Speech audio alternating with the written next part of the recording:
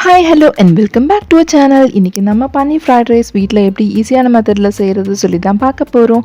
அதுக்கு ஒரு பேனில் ஒரு 3 tablespoon ஆஃப் ஆயில் எடுத்துக்கோங்க, 1/4 spoon red chilli powder and pinch of salt. இந்த ஆயிலில் போடும்போது ரொம்ப ஹாட்டாக இல்லாமல் பார்த்துக்கோங்க. ஒரு நல்ல மிக்ஸ் கொடுத்ததுக்கப்புறமா கட் பண்ணி வச்சுருந்த பன்னீரை ஆட் பண்ணி ஒரு சாட்டே பண்ணி தனியாக ஒரு பிளேட்டில் எடுத்து வச்சுக்க போகிறோம்.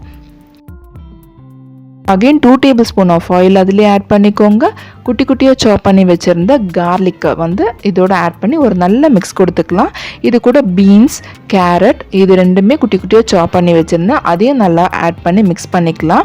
அடுத்தது கேபேஜ், அதையும் ஆட் பண்ணி நல்லா மிக்ஸ் கொடுத்து போகிறோம். இது எல்லா வெஜிடபிள்ஸுமே இந்த ஆயிலே தான் வதக்க போகிறோம்.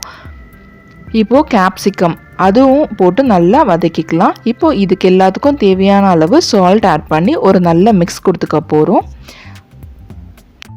ரைஸ் குக் பண்ணி வச்சு ஆற வச்சுருக்கோம், அதுக்கு உப்பு போட்டு தான் வேக வச்சுருக்கோம், அதை ஆட் பண்ணி மிக்ஸ் பண்ணிக்க போகிறோம். சால்ட் பார்த்து ஆட் பண்ணிக்கோங்க. 1 tablespoon சோயா சாஸ் ஆட் பண்ணி ஒரு நல்ல மிக்ஸ் கொடுத்தாச்சு. அதுக்கப்புறமா நம்ம பன்னீர் எடுத்து ஆட் பண்ணிக்கலாம்.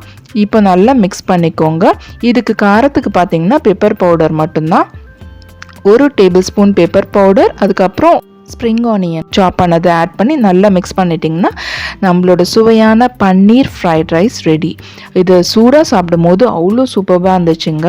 நீங்கள் இந்த ஃப்ரைட் ரைஸ் ரெசிபியை கண்டிப்பாக ட்ரை பண்ணி பார்த்துட்டு உங்களோட கமெண்ட்ஸை என்னோட ஷேர் பண்ணுங்கள். இந்த ரெசிபி உங்களுக்கு பிடிச்சிருக்கோன்னு நினைக்கிறேன். இதே மாதிரி நிறைய இன்ட்ரெஸ்டிங்கான வீடியோஸ் கண்டிப்பாக உங்களுக்கு ஷேர் பண்ண நான் ட்ரை பண்ணுறேன். இது ஹாட் பாக்ஸ் இருந்ததுன்னா இதை ஒரு லஞ்ச் பாக்ஸ் ரெசிபியாக கூட குழந்தைங்களுக்கு கொடுத்து விடலாம், அவங்க ரொம்பவே என்ஜாய் பண்ணுவாங்க. ஹோப் இந்த வீடியோ உங்களுக்கு பிடிச்சிருக்கோன்னு நினைக்கிறேன்.